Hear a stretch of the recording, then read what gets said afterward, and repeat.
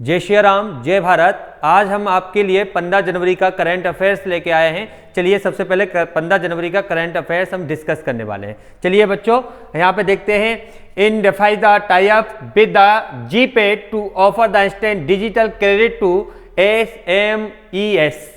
देखिए ये होता क्या है, पहले मैं आपको ये बता देता हूँ। SMES क्या होता है ये समझिए, और गूगल पे से क्या टाई अप हुआ है वो समझिए। देखिए सबसे पहले क्या है, ये small business focused online lending the platform है।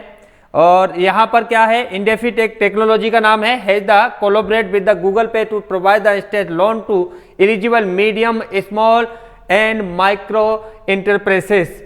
MSMES इसको क्या बोलते हैं। देखिए मैं आपको फिर से बता देता हूँ बेटा, कि यहाँ पर जो अभी हमारा टाई अप हुआ है गूगल पे से, एक टेक्नोलॉजी के साथ टाई अप हुआ है। किसके लिए?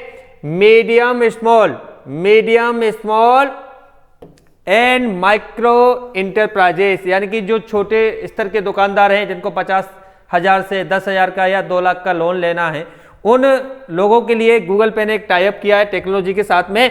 यहां पर क्या होगा, merchant the through the Google पे प्लेटफॉर्म, जो गूगल पे के साथ काम कर रहे हैं उन लोगों के लिए क्या दिया है, the borrowing process is the entirely digital and eligible merchants on the Google Pay for the business app can click on loan offering from DIFI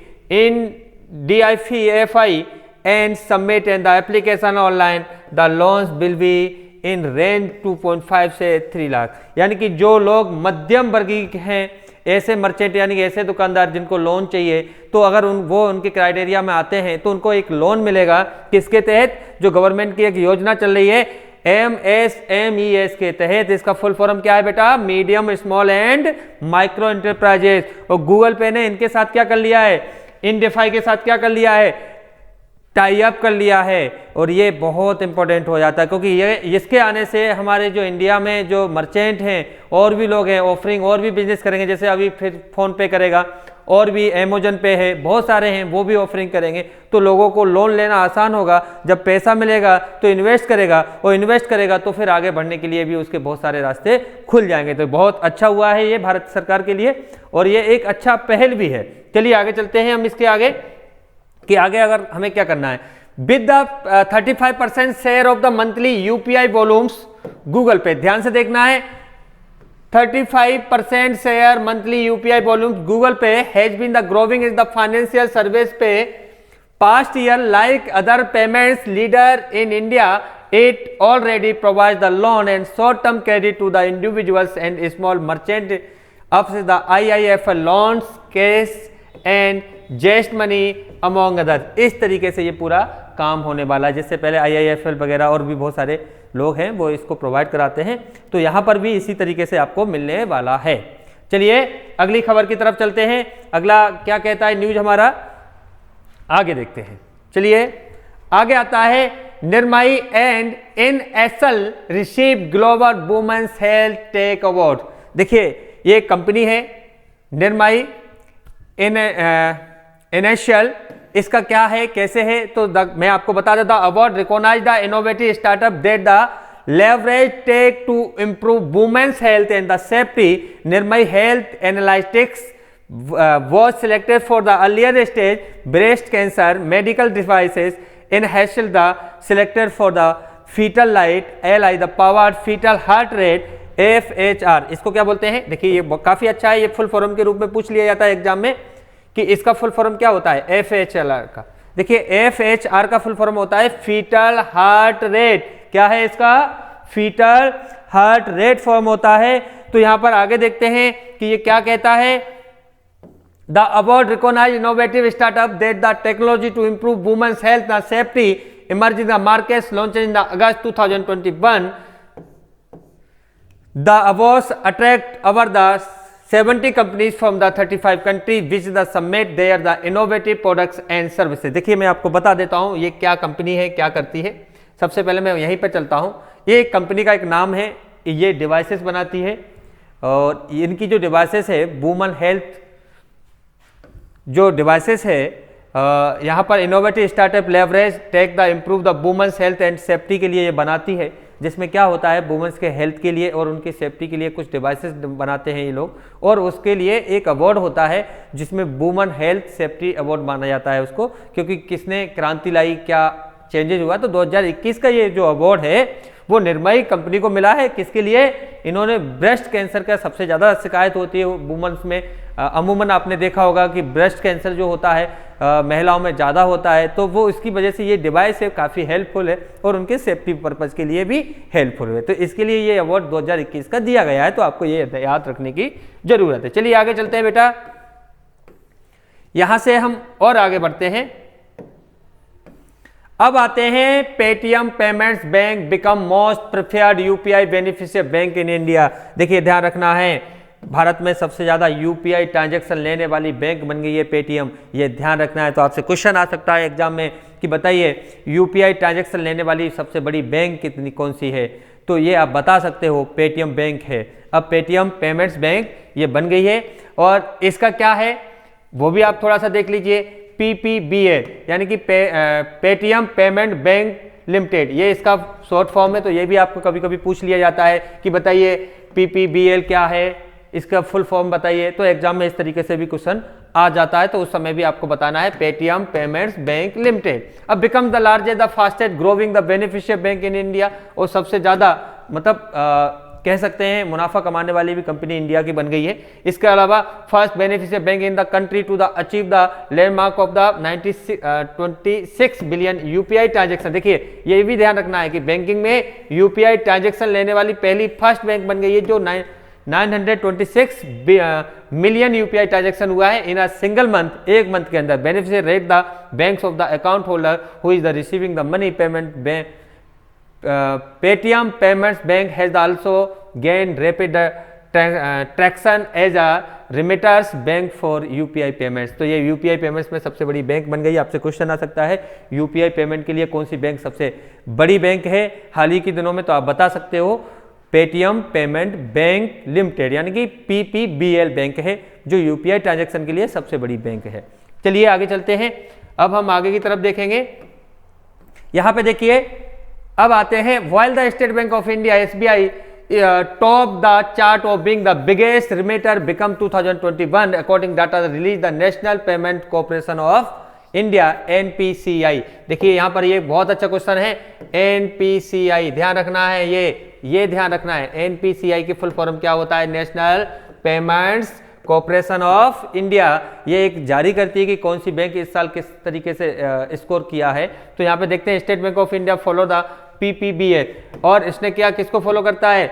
PPBL को करता है as the second largest beneficiary with 66489 billion transaction. ध्यान रखना है, अगर उसके बाद अगर बात की जाती है यूपीआई ट्रांजेक्शन में कि सबसे बड़ी बैंक कौन सी है, सबसे बड़ी यूपीआई ट्रांजैक्शन में अगर बैंक पूछी जाती है सरकारी बैंक कौन सी है, तो वहां पर आप आंसर लगाओगे SBI। अगर आपसे पूछा जाता है पेमेंट बैंक कौन सी है यूपीआई ट्रांजैक्शन की, तो आप लगाओगे PPBL लगाओगे। बेटा ये ध्यान रखना है आपको एग्जाम के अकॉर्डिंग, क्योंकि यहाँ पे ये सरकारी बैंक है वो SBI है। SBI का दूसरा स्कोर नंबर 2 SBI का है, फर्स्ट पर कौन है? PPBL है। इसने कितना किया है? 926 मिलियन ट्रांजैक्शन किए हैं 1 मंथ में, और SBI ने कितना किया है? 66489 किया है। तो यहां पर आपको ये चीजें बिल्कुल ध्यान में रखने की जरूरत है। चलिए आगे देखते हैं, अगला करंट क्या कहता है? Daniel Ortega Swan is the president Nicaragua for 5th term. देखिए ध्यान देना है कि यहां पर एक कंट्री है निकारागुआ, यहां के ये प्रेसिडेंट बन गए हैं जिनका नाम क्या है? डेनियल ओर्टेगा स्वान। ठीक है, ये 5th टर्म यानी कि 5वीं बार में ये बने हैं, तो ये बड़ा खास हो जाता है। अब इनके बारे में हम पढ़ने वाले हैं। एक कंट्री है, इसका नाम क्या है? निकारागुआ। ठीक है, निकारागुआ के बारे में हम देखते हैं क्या क्या इसके लिए खास है। ये इनका चेहरा है, चेहरा भी आप देख पा रहे हैं बेटा। तो यहां पर इसके लिए खास क्या है वो देखते हैं। Nicaragua president Jose Daniel Ortega Saavedra, leader of the Sandinista national liberation front FSLN party का नाम है, was the sworn for the new president turn this marks his the 5th term, 4th consecutive term and the president of the Nicaragua.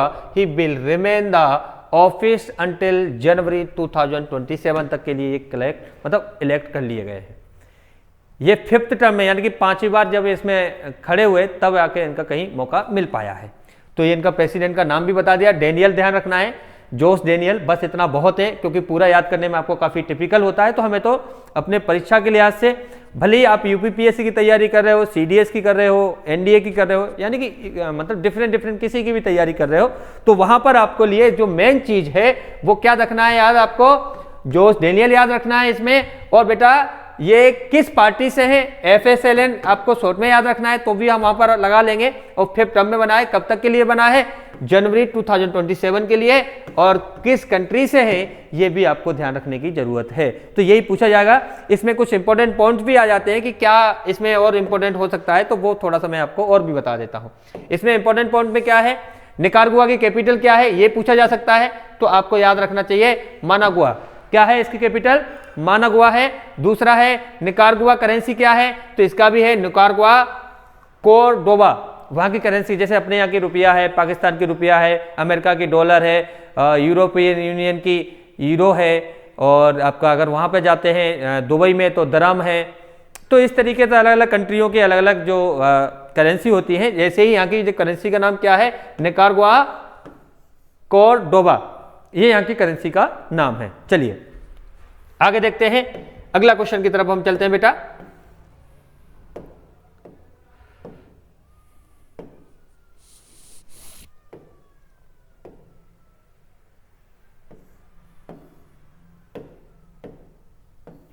चलिए आगे देखते हैं, Philippines to the purchase BrahMos missile from India. देखिए अगर मैं बात करता हूं यहां पर आगे कि जो फिलीपींस कंट्री है उसने हमारी ब्रह्मोस जो मिसाइल है उसको परचेज कर लिया है। अब आप कहोगे कि बेटा फिलीपींस ने कैसे किया सर, तो मैं आपको बता देता हूं। हम भी चाह रहे थे कि दुनिया की जो मार्केट है उसमें जाकर हम अपने प्रोडक्ट को बेच पाएं, लेकिन हो क्या रहा था, अभी तक हम मात्र खरीदने वाले थे, बेचने वाले नहीं थे। लेकिन मोदी सरकार ने काफ़ी गवर्नमेंट में अच्छे से काम किया और हम अपने हथियारों को भी सेल मार्केट में करने लगे। पहली बात तो ब्रह्मोस मिसाइल समझ लिए, और ब्रह्मोस मिसाइल होती क्या है वो थोड़ा सा आपको समझना है। ब्रह्मोस मिसाइल जो है ये 2 कंट्री से मिलकर प्रोजेक्ट बनाया था, रूस और इंडिया।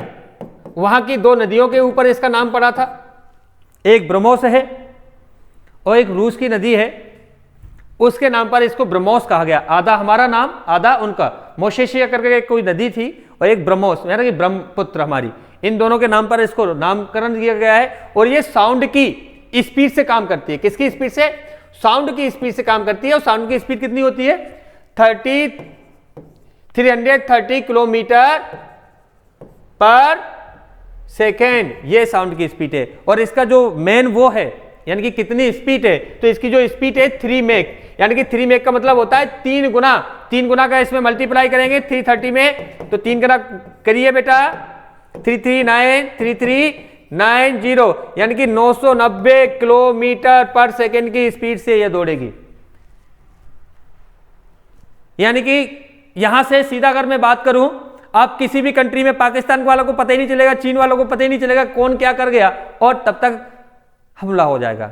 और एक इसके लिए नई बात है कि ये क्रूज मिसाइल है। कौन सी मिसाइल है बेटा, क्रूज मिसाइल है। और क्रूज मिसाइल में सबसे बड़ी विशेषता क्या होती है कि ये जो क्या करती है, जैसे पहले हमें जहाज लेके जाना पड़ता था, तो जहाज में ये सीधा सीधा बाहर, मतलब कोई इंसान अटैक कर रहा है तो हमें उसकी तरफ घूमना पड़ता था, तब ये अटैक करती थी। लेकिन क्रूज के साथ ऐसा नहीं होता है। क्रूज मिसाइल क्या करती है, पहले सीधा जाती है और फिर वहां से 360 डायरेक्शन में कहीं पर भी वो अटैक कर सकती है। ये क्रूज मिसाइल है। और एक नई बात, इस मिसाइल की विशेषता बता रहा हूं, ये हमारी तीनों सेनाओं में काम कर सकती है, तीनों सेनाओं में हमारे काम करती है ये। इसके अलावा इसके लिए क्या खास है, ये पानी के नीचे भी काम कर सकती है, पनडुब्बी में भी यूज हो सकती है। तो ब्रह्मोस से आप ये मान के चलिए चाइना की तो नींद उड़ जाती है, पाकिस्तान की भी नींद उड़ जाती है ब्रह्मोस के वजह से, क्योंकि ब्रह्मोस क्रूज मिसाइल है, 360 बार कर सकता है, चारों तरफ बार कर सकता है, और इसके लिए जहाज को मोड़ने की जरूरत भी नहीं पड़ती। तो इससे हमारी एफिशिएंसी भी बढ़ जाती है। तो बेटा ये ब्रह्मोस का जो है हमने अभी फिलीपींस से इससे सौदा किया हुआ है, और फिलीपींस से सौदा करने के बाद इसमें खास क्या रहा वो थोड़ा सा सुन लीजिए। हमने वैसे तो फिलीपींस ले नहीं पा रहा था क्योंकि काफ़ी महंगा है, आपको बता देता है ये सौदा जो है हमारा 6,000 करोड़ रुपए का हुआ है। लेकिन इसमें होना क्या है, हम 3 यूनिट मतलब 3 यूनिट दे रहे हैं, 3 यूनिट में 3-3 मतलब यानी कि 3 यूनिट रखी जाएंगी, 3 यूनिट में 10-10 होंगे और 3-3 के केसेस होंगे, तो यानी कि उनको करीबन हम 40-50 मतलब 60 मान के चलिए, 60 के करीबन तो हम उनको दे रहे हैं ब्रह्मोस। और ये क्यों खरीद रहा है, इससे फायदा क्या होगा, क्योंकि ब्रह्मोस जहां जहां जाएगी उन कंट्री से जहां जहां हथियार हमारे जाते हैं वो कंट्रियां हमारी अच्छे मित्रों में गिनी जाती हैं। ये बिल्कुल आप अच्छे से जानते हो, जो हम क्योंकि हमने अब उनको हथियार दिया है तो वो हमारे लिए काफी फायदे का है। और फायदा क्या है कि दक्षिणी चीन सागर जो है वहां पर क्या होगा, जैसे दक्षिण चीन सागर जो है, दक्षिण चीन सागर है, तो दक्षिण चीन सागर में क्या होता है बेटा, वहां फिलीपींस से भी टेंशन चल रही है, किसके साथ, चाइना के साथ। तो चाइना का वैसे ही इसका एक नियम है कि 200 किलोमीटर के अराउंड में कोई भी कंट्री है तो 200 किलोमीटर के अराउंड में वो उसका समुद्र होता है। लेकिन चाइना है वो 900 किलोमीटर पे भी अपना दावा ठोक रहा है। जैसे दक्षिण चीन सागर बहुत दूर है तब भी ठोक रहा है, क्यों, वो थोड़ा सा पावरफुल है तो वो अपनी धौंस दिखाता है दुनिया को, नहीं हम पावरफुल है। और वहाँ पे छोटी छोटी कंट्री है यानी कि द्वीपों पे बने हुए हैं, तो चाइना वहाँ पे टेंशन क्रिएट करता रहता है। लेकिन यहाँ पर क्या है, ब्रह्मोस होने से क्या है, हम चाइना को वहां से भी घेर देंगे, यानी कि दक्षिण चीन सागर में भी हमारी स्थिति मजबूत होगी। अभी भी हमारा इसको देने का और भी बहुत सारी कंट्रियां हैं लाइन में लगी हुई हैं, हम उसको और भी देने के लिए मूड में हैं और देंगे। ये हमारे लिए बड़ी कामयाबी है और मोदी सरकार के लिए भी कामयाबी। चलिए अगला देखते हैं। इसके लिए हमने सौदा कर लिया है, ये ध्यान रखना है। तो ये क्वेश्चन आएगा कि ब्रह्मोस का हमारा जो सौदा है किस कंट्री के साथ हुआ है, तो आप बता सकते हो फिलीपींस के साथ हुआ है। और आपसे पूछा जाएगा कितने रुपए में हुआ है, तो 3749 मिलियन में हुआ है। इसका काम क्या है, शोर बेस्ड एंटी सेप मिसाइल सिस्टम एक्विजिशन प्रोजेक्ट है और फिलीपींस नेवी के लिए दिया गया है। इसमें खास क्या है, थोड़ा सा इसमें इंपॉर्टेंट परीक्षा के लिहाज से तो मैंने आपको बता दिया। इसमें बात करते हैं इंपॉर्टेंट फिलीपींस के लिए और क्या हो सकता है आपके लिए, तो इसकी कैपिटल पूछा जा सकता है मनीला। और मनीला क्या है, मनीला बताइए, मनीला में कुछ है एशियन बैंक ऑफ, मतलब कह सकते हैं कि मनीला में भी बहुत कुछ खास है। जैसे राइस का सबसे बड़ा वो संयंत्र है वो मनीला ही में है। आगे देखते हैं करेंसी क्या है, फिलीपींस पीसो है और इसका फिलीपींस का प्रेसिडेंट कौन है, रोड्रिगो डुटेर्टे, ये इसका प्रेसिडेंट है। तो ये परीक्षा के लिहाज से काफी इंपॉर्टेंट हो जाता है, खासकर RIMC एनडीए के लिए तो बहुत बहुत इंपॉर्टेंट है। ये पूछा जा सकता है क्योंकि डिफेंस में जाने वाले बच्चों के लिए डिफेंस न्यूज तो बहुत इंपॉर्टेंट हो जाती है और स्पोर्ट न्यूज। इसके अलावा उनको कुछ भी पढ़ें तब भी काम चलेगा। चलिए आगे देखते हैं। India give support to Sri Lanka to overcome forex crisis. देखिए अभी मैं आपको बता देता हूं, श्रीलंका में बड़ा टेंशन हो रहा है। चाइना की जो पैसा चाइना से लिया था, अभी तक चाइना चला रहा था, तो चाइना ने अपने कर्जे में धीरे धीरे इतना डुबो दिया है कि वहां पे क्राइसिस हो गई, यानी कि इकोनॉमिक क्राइसिस हो गया है। वहां पर इकोनॉमी गिर गई है, यानी कि बस्ट हो गया वो। जैसे पाकिस्तान अभी हो गया है खर्चे के लिए पैसा है, ऐसे चाइना में श्रीलंका में भी बहुत स्थिति खराब हो गई है। कह सकते हैं कि वहाँ पे जो दाल और चावल का भी भाव है ना 700-700 रुपये किलो हो गया है, यानी कि वहाँ की जो स्थिति है बहुत देनी होगी। 2 टाइम का खाना नहीं मिल पा रहा, भूखे लोग मर रहे हैं, ऐसी स्थिति श्रीलंका की हो गई है। तो इंडिया ने क्या किया है, हमारा वैसे तो इंडिया भारत से ही निकला हुआ एक देश है श्रीलंका, तो श्रीलंका जब इंडिया से निकला है तो हमारा जो भले ही जैसे कहते नहीं किसी व्यक्ति के 4 बच्चे होते हैं अलग अलग हो जाते हैं, लेकिन जब उन पे कष्ट आता है तो पिता को तो कष्ट होता ही है। तो एक तो ये भी नाता है, दूसरा हमारा मॉरल वैल्यू भी है कि हमारे नेबर्स हैं, पड़ोसी को भी कष्ट में हमें देखना चाहिए। लेकिन यहाँ पर हमने सपोर्ट दे दिया है और वहाँ पर उनके जो विकास के लिए, डेवलपमेंट के लिए हम कार्य कर रहे हैं। और अडानी ने वहाँ पर एक पोर्ट भी ले लिया है, ठीक है ना। चलिए आगे देखते हैं। तो आपका एक क्वेश्चन तैयार हो गया, अडानी ने कहां पर पोर्ट की डील की है, ये श्रीलंका है, ये इनका फ्लैग है। India has the announce the financial assistance of USD, कितना डॉलर दिया है हमने, 900 million loans to Sri Lanka to help the island nations in the building up the deplete the foreign reserve in the for food imports. It must noted the Sri Lanka is the currently facing a shortage of almost all initial commodities due to the shortage of the dollars to the pay it the imports. India is the exchanging the support through the Reserve Bank of India। और ये loan जो है RBI के through दिया गया है, ये बहुत इंपॉर्टेंट हो जाता है।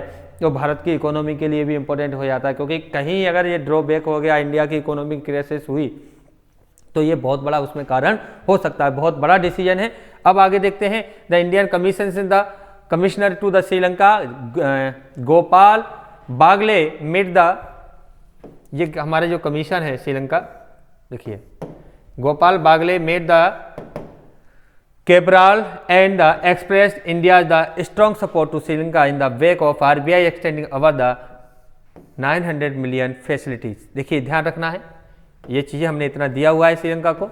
These the company defeat the Asian clearing the union settlement of over 509 million and the currency swap the 400 millions, ये लिया गया है। अब इंपॉर्टेंट क्या हो जाता है इसमें, वो थोड़ा सा देख लीजिए। Important for the all competitive exam के लिए सबसे पहले श्रीलंका कैपिटल क्या है, श्री जयवर्धनपुरा कोटे इसको बोलते हैं। करेंसी क्या है, श्रीलंका रुपीज है। श्रीलंका का प्राइम मिनिस्टर का नाम क्या है, महेंद्र राजपक्षे। श्रीलंका की प्रेसिडेंट कौन है, गोटाबाय राजपक्षे। ये इनके कुछ इंपॉर्टेंट फैक्ट्स हैं, वो आपके एग्जाम के लिए इंपॉर्टेंट होता है, वो आपको ध्यान रखना है। खासकर आरएमसी और एनडीए के लिए तो बहुत ज़्यादा इंपॉर्टेंट हो जाता है, आरएमएस के लिए भी इंपॉर्टेंट है। चलिए आगे देखते हैं। India's forex reserve decline by 878 to 632.7 billion dollar. देखिए यहाँ पे देखते हैं, हमने ये अभी लोन दिया हुआ है श्रीलंका को, जिससे हमें क्या असर पड़ा है वो यहाँ पे सीधा दिख रहा है। हमारा पहले कितना था, फॉरेन रिजर्व कितना था, 878 रुपए, और यहाँ पर कितना है, 632 डॉलर। बिलियन में है बेटा, ये मिलियन था, ये बिलियन में हो गया है, तो ये आपको ध्यान रखना है, ये काफी हमें नुकसान हुआ है। चलिए आगे देखते हैं क्या क्या है इसमें खास, वो देखते हैं।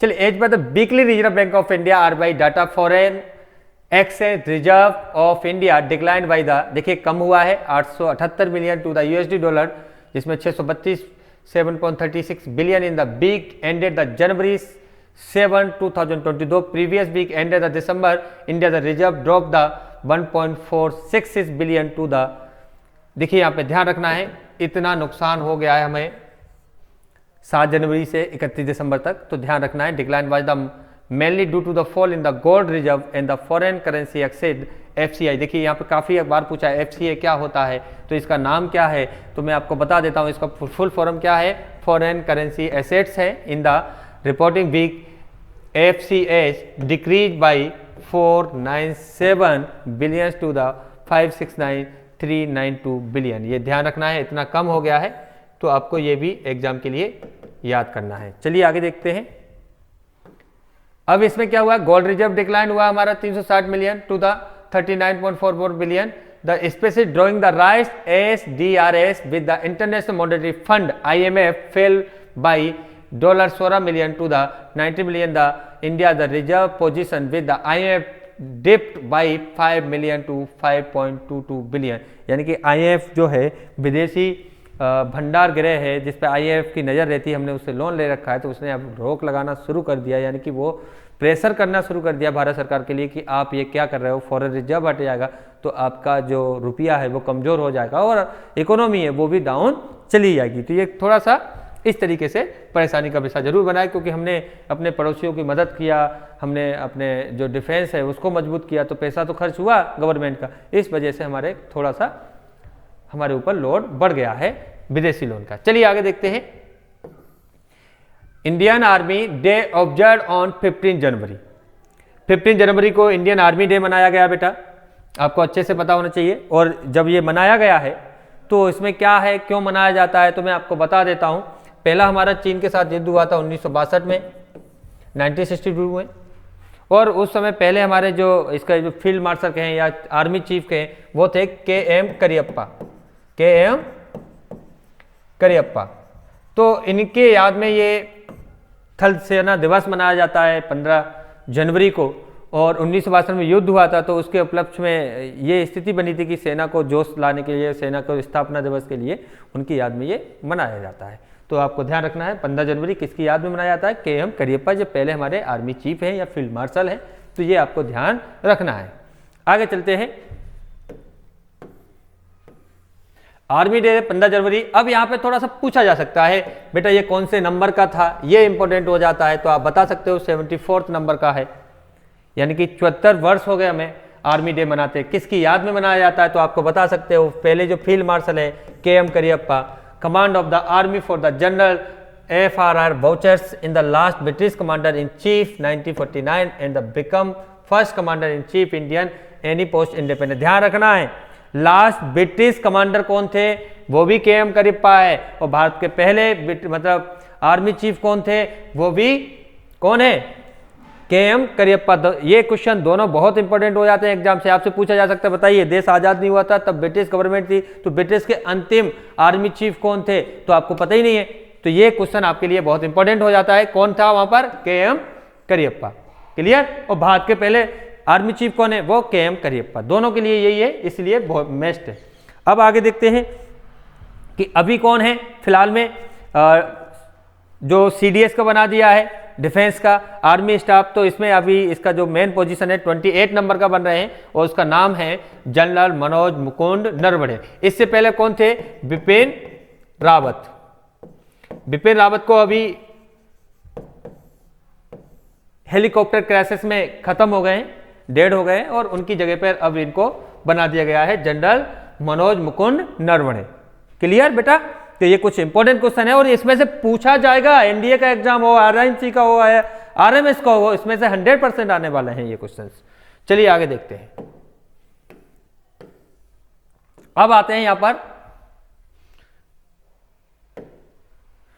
ग्लोबल वार्मिंग से जुड़ा हुआ, ग्लोबल वार्मिंग जो हो रही है उससे जुड़ा हुआ एक क्वेश्चन है, तो वो थोड़ा सा आपको देखना है, कुछ खुशखबरी देगा, कुछ नुकसान भी देगा, दुख भी पहुंचाएगा। तो ऐसे हर स्टेट की रिपोर्ट अभी पेश हुई है। तो अगर इस इंडेक्स में देखा जाए तो ISFR इसका मतलब फुल फॉर्म क्या होता है, India forest and tree cover rose by, ठीक है, ट्री कवर, ये ध्यान रखना है आपको, यहां तक इसका फुल फॉर्म है ISFR। ये हर साल जारी होती है और इसमें बताया जाता है कि कितना आपके यहाँ पर वो रहा। तो लास्ट 2 ईयर की बात दी जाए तो हमारे यहाँ पर कितना वन था, तो 2261 स्क्वायर किलोमीटर पर हमारे लास्ट 2 ईयर में यहाँ पर वन था। अब यहाँ की पोजीशन क्या है, रिपोर्ट आई है, तो आपको बता दें union environment minister Bhupendra Yadav. तो ये क्वेश्चन तो ये आ जाता है कि बताइए यूनियन एनवायरमेंट मिनिस्टर कौन है, Bhupender Yadav has the launch the 17th edition of the वेनेशियल India state of forest report ISFR 2021 की निकाल दी गई है। इसमें क्या होगा, रिलीज की गई है सर्वे ऑफ इंडिया में FSI के द्वारा एवरी 2 ईयर में ये लॉन्च होती है ये रिपोर्ट, और 1987 से ये शुरू हुई है, तब से अभी तक होती जा रही है। तो यहाँ पर अगर 2019 की बात की जाए, 21 की बात की जाए, 19 में हुई, अब 21 में हुई है, तो increase the 1540 square kilometre in the forest cover and 721 square kilometre increase in tree cover. देखिए ध्यान रखना है 1540 किलोमीटर का जो एरिया है हमने फॉरेस्ट के लिए रिजर्व कर दिया है 19 से लेकर 21 में, और साथ ही साथ इसमें 721 किलोमीटर पर हमने इंक्रीज इन ट्री कवर, यानी कि हमने वहां पर पौधा लगाए और ट्री को मतलब फॉरेस्ट मतलब अगर बात की जाए तो फॉरेस्ट को हमने बढ़ावा दिया है। ये काफी खुशी की बात है, अच्छी खबर है।